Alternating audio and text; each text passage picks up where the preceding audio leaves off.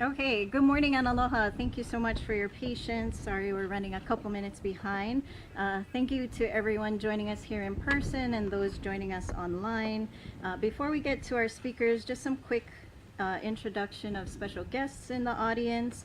From the U.S. Department of Education, we have Maria Rowan and her colleagues with the FEMA Interagency Recovery Coordination Team. From the Hawaii State Legislature, we have Maui Representative Justin Woodson, Chairman of the House Education Committee. From the State of Hawaii Board of Education, we have Board Chairman Warren Haruki. I believe from Maui County, we have Daryl Oliveira from MEMA.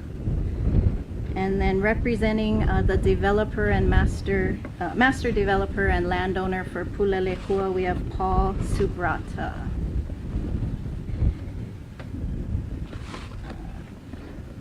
We also want to thank the State Department of Transportation Airports Division for hosting us here today. Thank you so much. So this morning we're here to provide an update on reopening plans for our Lāhainā Public Schools and to also make an announcement on our temporary replacement site for the King Kamehameha III Elementary School campus. So our first speaker this morning is Governor of the State of Hawaii, Governor Josh Green.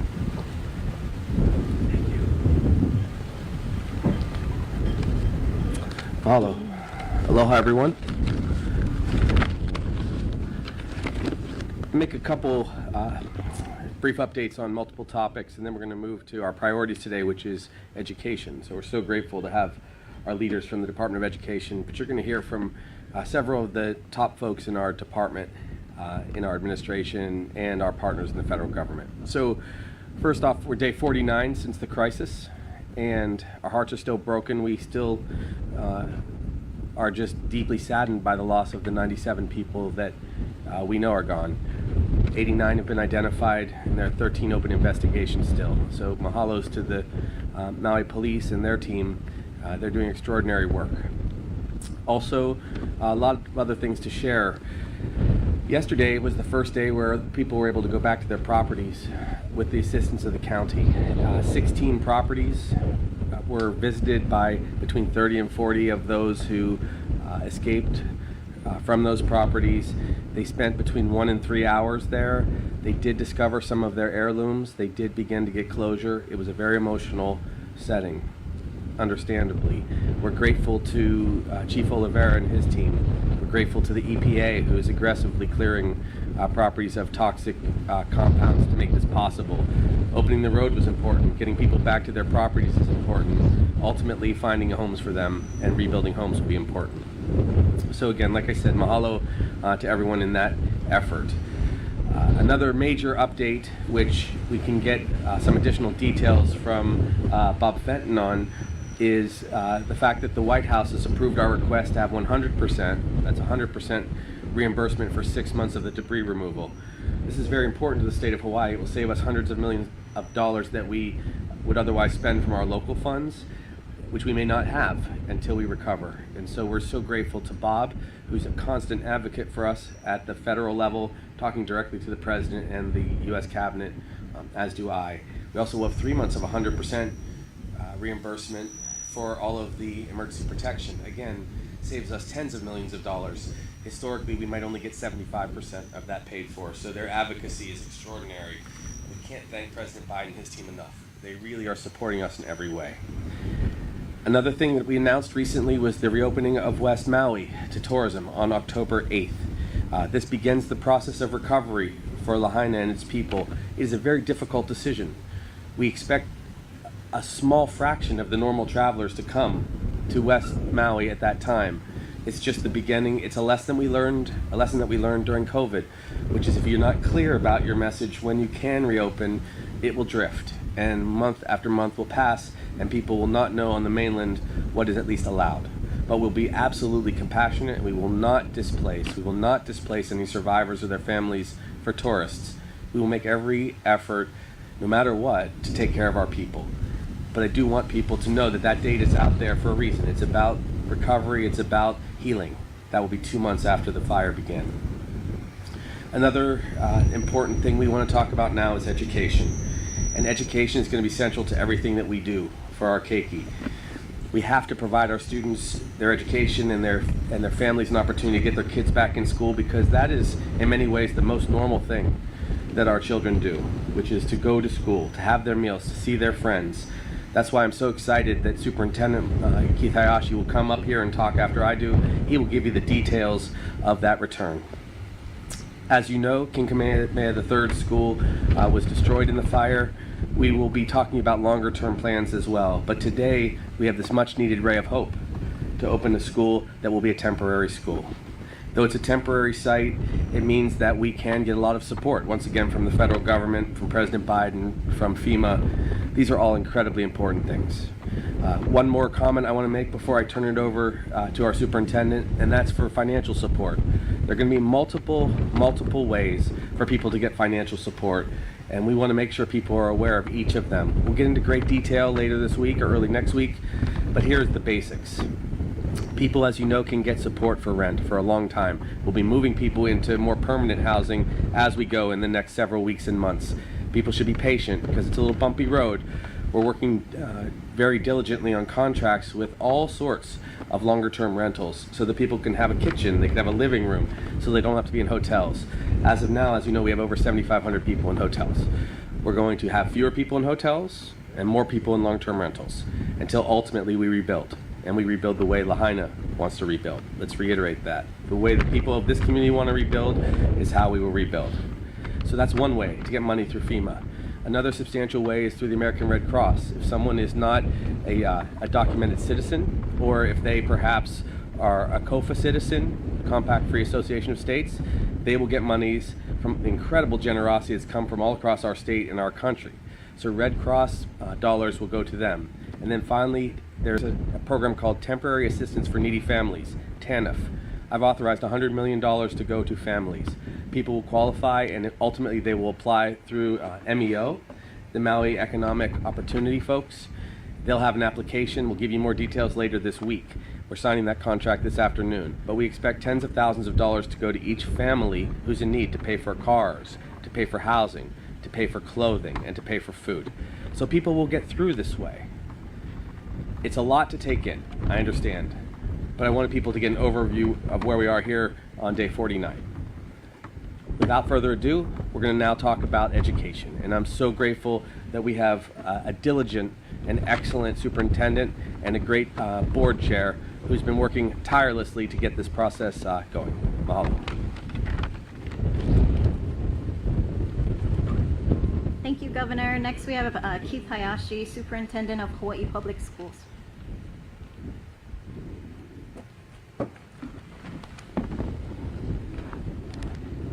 Thank you, Governor Green, and all of our partners for supporting and joining us here today. Our hearts continue to be with our Lāhainā community as we recover and heal. A few weeks ago, at our community meeting here in West Maui, we announced a tentative goal of reopening our Lāhainā schools after fall break.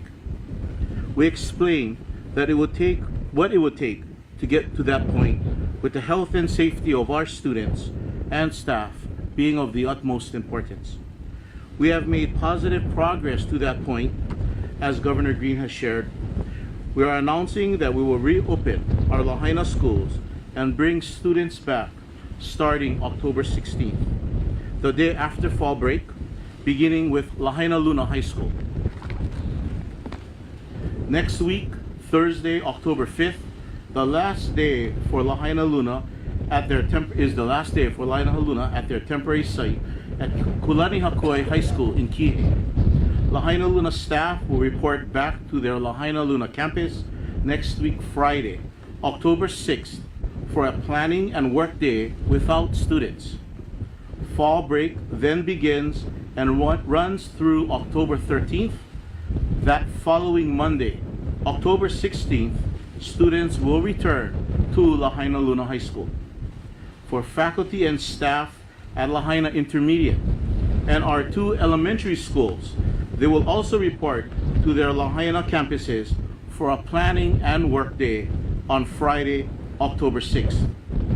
Kamehameha III will be sharing a campus with Princess Lāhainā Elementary for the immediate future. After fall break, on Tuesday, October 17th, intermediate students will be welcomed back to the Lāhainā Intermediate campus.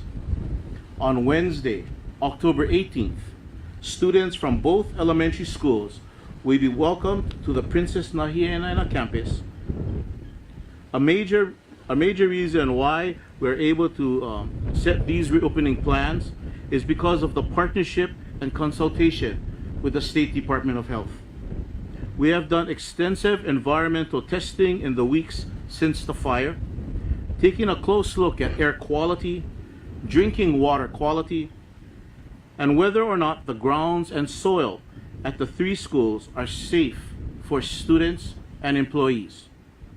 We have worked very hard with experts in these different areas using specialized contractors and county, state, and federal resources to handle the testing and review and confirm the results, which are all posted on our website. Between now and until we reopen to staff and students, we'll be completing professional cleaning of all interior and exterior spaces and finalizing health and safety guidelines. We are also working to ensure all of the action items on our online status report can be upgraded to green, completed, from yellow, in progress. We know that while the majority of feedback from our staff and parents have been in favor of reopening the Lāhainā campuses and resuming in-person learning once the schools are deemed safe, there are some who have expressed concerns about the proximity of our students to the impact zone, as well as concerns about the transportation near or through the impact zone.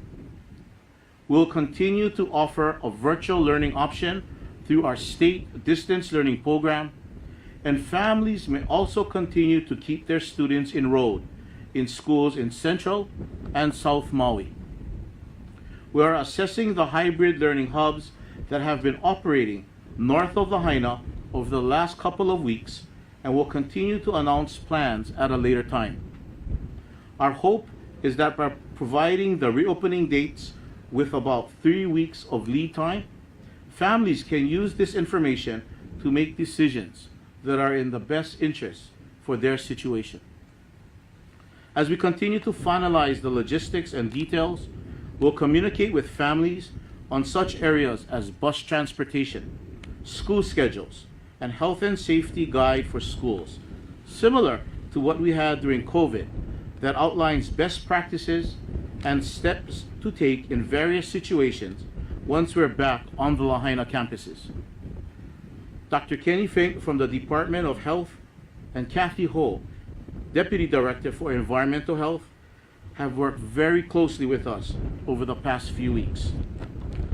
I'd like to welcome Dr. Fink up to please share the Department of Health's perspective. Dr. Fink.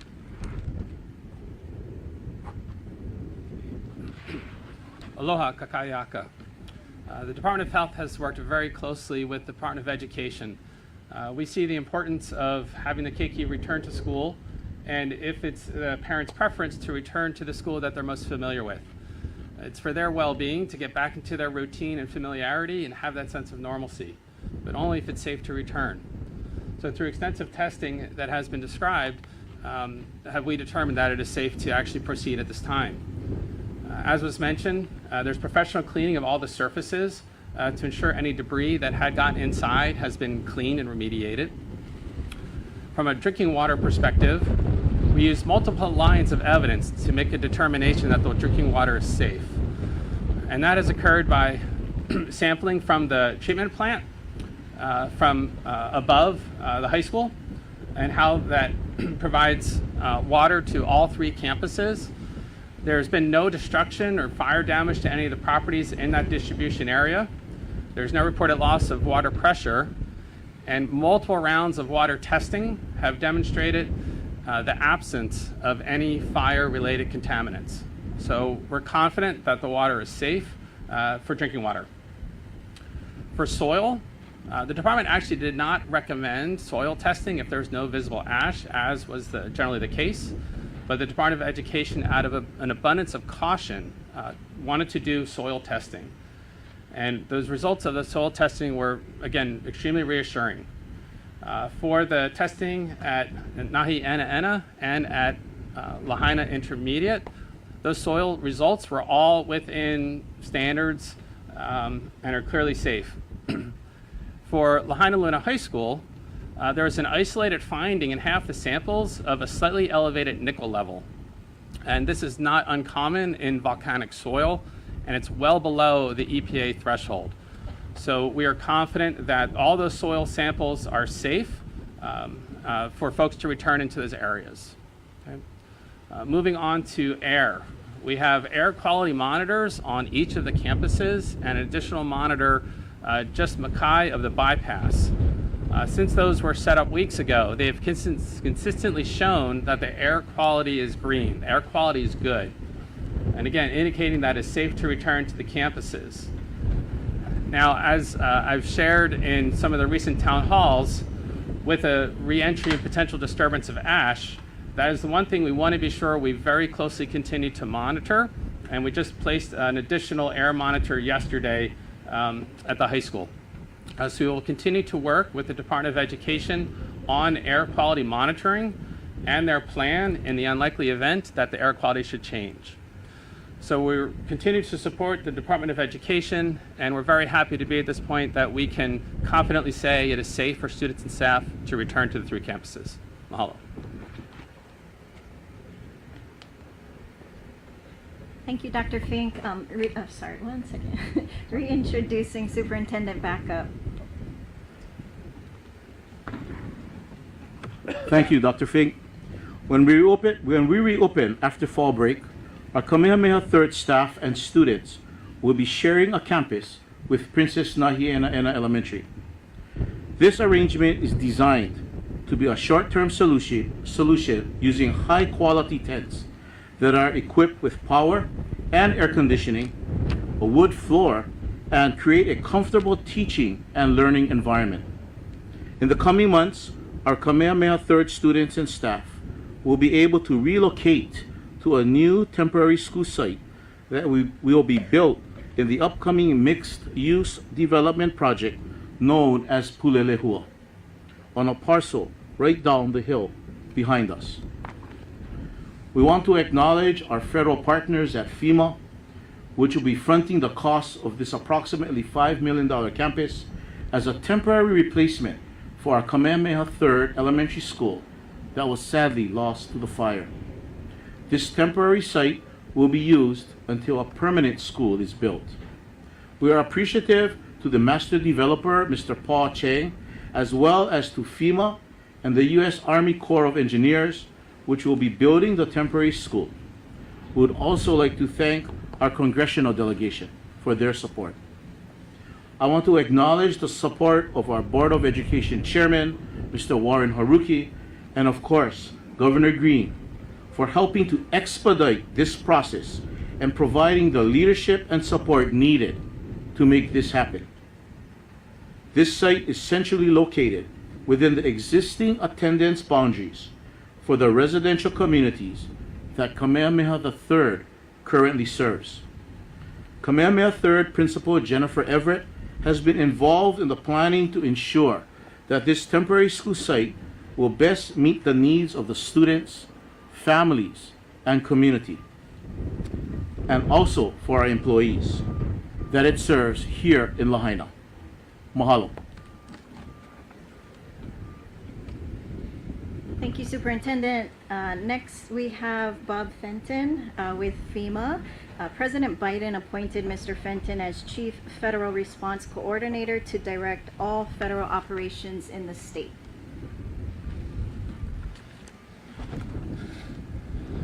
Well, thank you. Special thanks to Governor Green, Superintendent Hayashi, and Health Department Director Dr. Fink, the Hawaii State Department of Education, and the Maui County educators and other officials for your leadership and encouragement and support. I'm also grateful to have a strong partner from the U.S. Army Corps of Engineers with Colonel Curry leading their efforts that quickly answered FEMA's call for help to Lāhainā in its recovery. And want to also thank the U.S. Department of Education's Disaster Recovery Unit, which was brought in to assist the temporary school install project.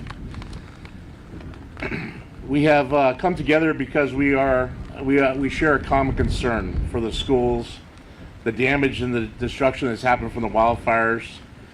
And as a parent of 2 children, I understand these are not just buildings. These are centers for their education, their social development, and their future. That is why one of our major priorities at FEMA and our partners here on Maui is to make it possible for hundreds of school children to return to the classrooms.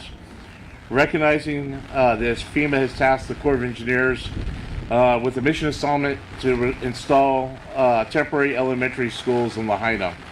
The temporary school will serve as a replacement to the King Kamehameha School, and once finished, it will not only provide classrooms, it will be a visible sign of Lahaina's recovery. As plans progress to restore Lāhainā schools, we hope to give the school children of Lāhainā and their families proof of our commitment to their recovery. We want to be partners in the effort to help restore the learning, and we want to determine how we can support these projects when unexpected needs come up, like this rain. Thanks, Governor.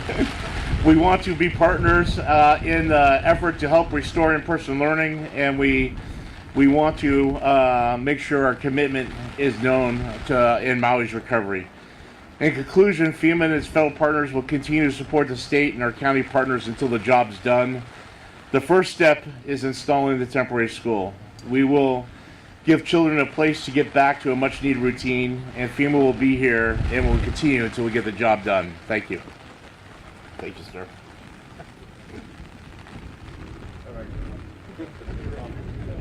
Do you guys want to pause or keep going? We have one more speaker. Keep going? Okay, Gov says keep going. Our last speaker is Colonel Jesse Curry, Recovery Field Office Commander for the U.S. Army Corps of Engineers. Well, good morning. Thank you, Governor Green, State of Hawaii, and Department of Education for having me here today. I'm incredibly proud to speak on behalf of the U.S. Army Corps of Engineers, the Pacific Ocean Division, the Honolulu District, and representing a small but incredibly important part of the DoD support of this historic recovery effort. I know I share the sentiment with everyone here today how important this project is to the community as it recovers from this disaster. This is only one step on the path of that recovery, but it is a critical one. The children of Lāhainā have gone through a heartbreaking trauma, and the Corps of Engineers, the Department of Defense, and our partners are proud to play a small role in bringing back a bit of normalcy to these young lives.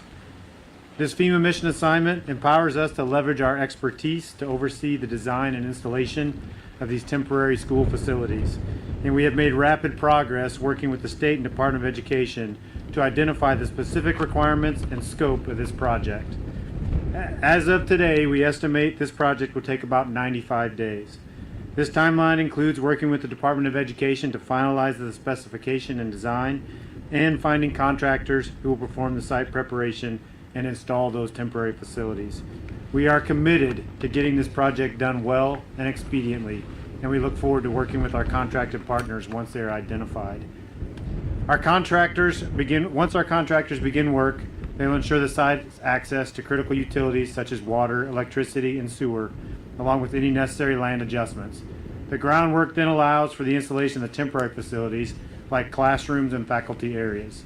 The final design of these facilities is still in development. but they will be designed in accordance with the State Department of Education, square footage and capacity guidance.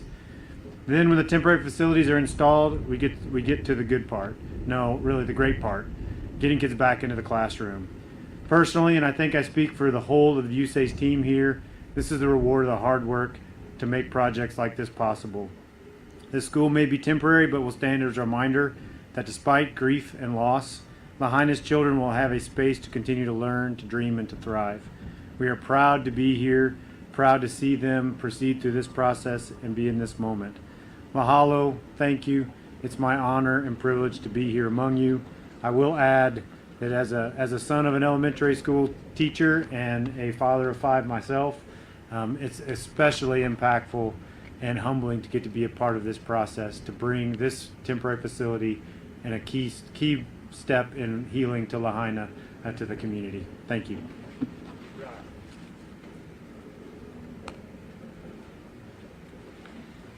Okay, thank you very much to our speakers, and we'll go ahead and take questions from media. This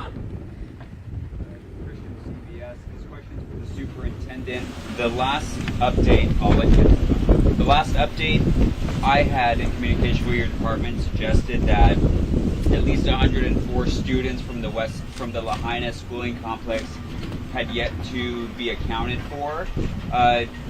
Perhaps it was updated on the website, but what's the latest as far as accounted students goes? How many have you not reached? What efforts are being taken to reach out to them? No, you summarize. So just to summarize, to paraphrase, the question is that what is the number of students, what is the current number of students that we have yet to make contact with? Out of the initial 3,001 students in the Lāhainā complex, we have been able to touch bases and verify with families. The number that we have not yet been able to connect with is about 45 out of the 3,001. We have, but we continue to reach out and to to see what connections we can make with those families. One follow-up. What's the theory behind those students not being able to get contacted? I suppose families move. They don't, just for personal reasons. What's the leading theory on why you can't account for them? And what active efforts do you have as far as reaching out to them? We continue to, as far as what, to repeat the question, what are our theories in terms of why we haven't been able to connect to those 45 students, and what active efforts we continue to utilize. As far as the active efforts, we will continue with our homeschool liaisons on the ground in the schools. Our school staff and our state office staff will continue to reach out in various means to support and connect with those families. In talking with some of the folks, we understand that each family may be addressing various challenges in different ways. For some families, we've heard that they may not be ready yet to connect and reconnect, which we understand. So we are giving them time. For others, they may have moved, may have not left a current contact, updated contact information, but nonetheless, we'll continue to strive to make connections with them. Thank you. Yeah, if we can keep the questions to the announcements for starters. Melissa, Maui News. Here, timeline about Kamehameha III School. You guys think wonderful to hear it's 95 days. But when are we? So question for maybe Colonel Curry. Question is a firmer timeline on rebuilding of the temporary site for Kamehameha. Yeah, thank you for the question. For the actual build timeline is what I shared in that 95-day window. We are certainly early in the process, and ultimately starting off with taking our lead from the Department of Education as we kind of finalize that design. There are other requirements, obviously, for a facility like this that are continuing to be developed as part of that design, but also in cooperation with the county and the state on the infrastructure requirements, so power, sewer, water, all those things that the kids need in order to have a school that will support them throughout the day. So that beyond that 95-day, I certainly would hesitate to make any specific date promises because of those particular variables. But I can tell you that our goal is to complete this as quickly as possible. That's a benefit I think that the Corps of Engineers is able to bring, and as well as tremendous cooperation from the state and the county makes that goal something that we're all very optimistic about. So when the superintendent brought this proposal to me, and we decided within, I think, 48 hours that this was the right way to go, we did it because we have to do a lot of things in parallel. We are getting our people housed, we're getting our financial situation in order, we're beginning the long-term plan for housing, and then education. So what we're hopeful for by making that decision in early September, which is when we decided internally that we could do this with the Army Corps, we could be building October, November, December, January, and then when we get through the holidays, we're hopeful to get kids back in school. We know how important it is. We just really do. And we know things will be crowded at the elementary school, even though we're expanding some capacity there. This community is very tight. It's unbelievably resilient after what it's gone through. So we know that this is just another piece of the recovery. Governor, question for you. Could you just address any concerns you ever perceived conflict of interest regarding Mr. Rubio on the school board and his relationship to that site, which we believe is, or we assume is owned by Maui and Pineapple, his role there? Sure. I'll make a very brief comment. I don't have any concerns because this is a temporary school for one thing. It's a very upstanding gentleman, and we're putting students first.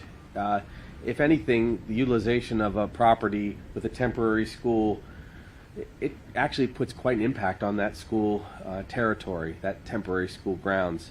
A lot of developments wouldn't want actually to put a school necessarily right there in such short order with this amount of work that's going on to recovery. So honestly, I think we just really are trying to do anything we possibly can. Again, this is a temporary school, which after we've gotten kids settled, then we'll begin the much longer conversation about the permanent school. But just for clarity, FEMA supports temporary solutions. The long-term solutions will have to be up to the community and up to the county.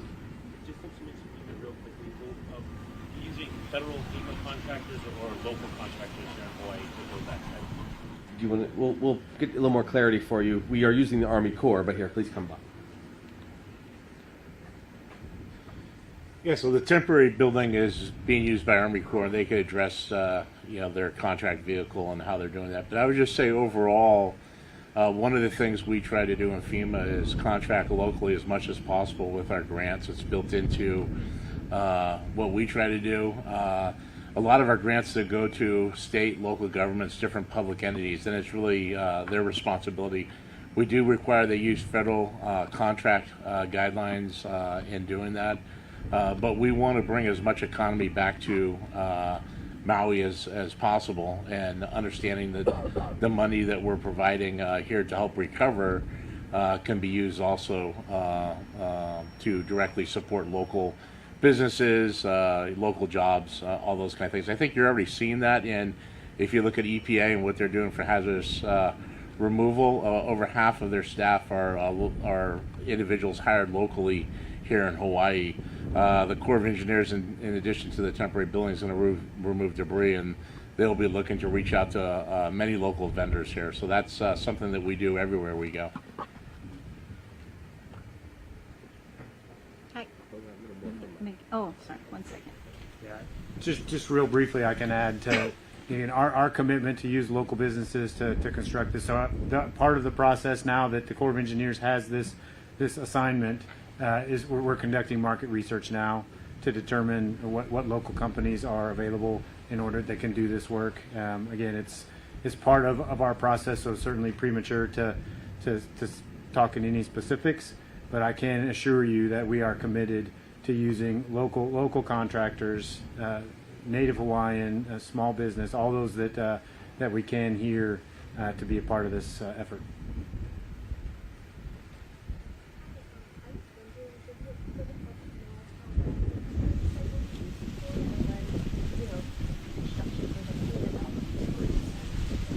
question is, how long will the temporary school be used, and what is the timeline on building a permanent replacement? Thank you for the question.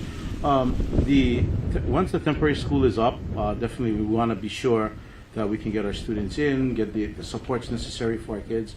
The process and the discussion that we'll have that involves community, as Governor had mentioned, will be a process where we'll engage community members and seek funding for the permanent site. So as far as the timeline, it would be premature at this point to specify an exact number of years.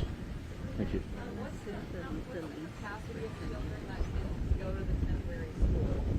How many kids can go to the temporary school? Yeah, the capacity for the temporary school mirrors what King Kamehameha III enrollment was, so it's approximately 600 students. Thank you. So once again, just so people understand, rebuilding is going to take years. And we know it takes years to build large school facilities, to open them up. We know it takes years to build permanent housing. So we're doing a lot of this in parallel, which means decisions get made after lots of internal discussion. We make sure the decisions are sound over the course of a couple weeks, and then we go. That includes the school.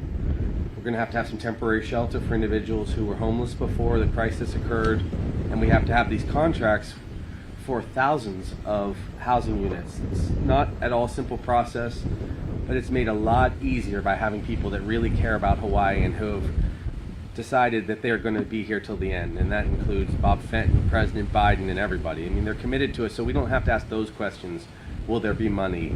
Will there be support from the county? We're grateful to our mayor here and the support that he gets, because he's begun, as you see, to have these very large town hall meetings, not just to talk about the details of recovery, but to hear from people in the earliest phase of their psychological recovery of what might fit for Lāhainā.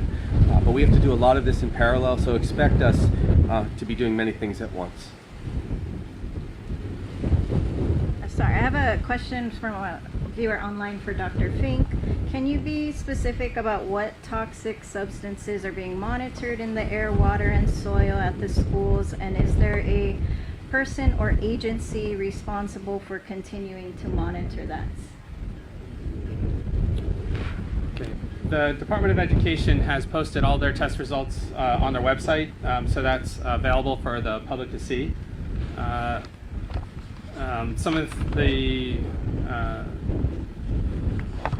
so they looked at a wide range of chemicals, from heavy metals to volatile organic compounds, and again, those would all be listed in detail on those websites that I would refer people to. The ongoing monitoring, again, the risk is primarily through the air. Now that we've shown the water is safe and the soil is safe, there's not concern for repeat contamination of those. Again, as was discussed at the town hall, the residential ash, so not the grassland ash, but the residential ash, where there was burning of more industrial type materials, is where there are potential hazards. And while the air is clear, should the ash get disturbed and into the air, that's the potential risk. So to monitor for that, we look for particulate matter, which is essentially a proxy of measuring for ash in the air. And that's what those air monitors are looking at, so particulate matter. And those are streamed online at fire.airnow.gov, and people can look and see how those monitors are currently showing. And that's where the continuing monitoring is most important and will continue to occur, and why we're continuing to work with the Department of Education to have a plan in the event that there should be any change to the air quality.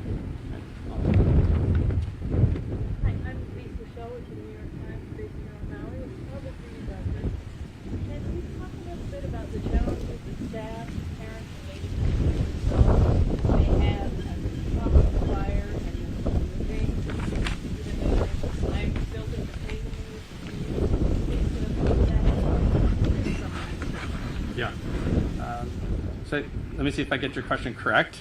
It's to understand the impact on children and families with the repeated movement. Yeah. Is that correct? Has it maybe mental, psychological challenges? Yep.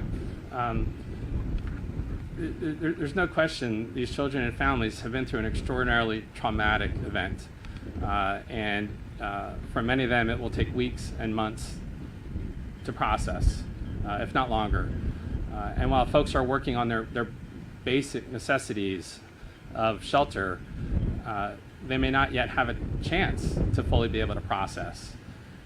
As some folks are just beginning to return to the impacted area, they're now just starting to be able to really grieve to see that. So this is going to be a lengthy process, and there's lots of supports that's available. So there's on-site behavioral health support at the zones as people re-enter. There's additional behavioral health supports at the Lāhainā Comprehensive Health Center and also at the Department of Health Mental Health Center in Wailuku. Through our partners, there's other supports at the hotels. So there's lots of behavioral health support for the environment. Another advantage for the children to be back at school is the way that the children can more readily access mental health supports as well. So I know that this has been a priority for the Department of Education, and the Department of Health has also been working with the Department of Education to ensure mental health support for the children as they return to school. Getting folks stable into a stable routine is important for their recovery. So while the movement has created uncertainty to the extent that now they can be in schools in a predictable way and get into a routine, be with folks from their community and try and get that sense of normalcy, I think that's going to be extremely positive. On one note, multiple folks have shared with me that Lāhainā is crazy about their football. So to be able to have these students and their families back on that football field for their first home opener, I think will bring a lot of healing toward the community, and I very much look forward to that game. Another thing that Dr. Fink and I were able to do was speak to Secretary of Health and Human Services Becerra early in the response to this disaster.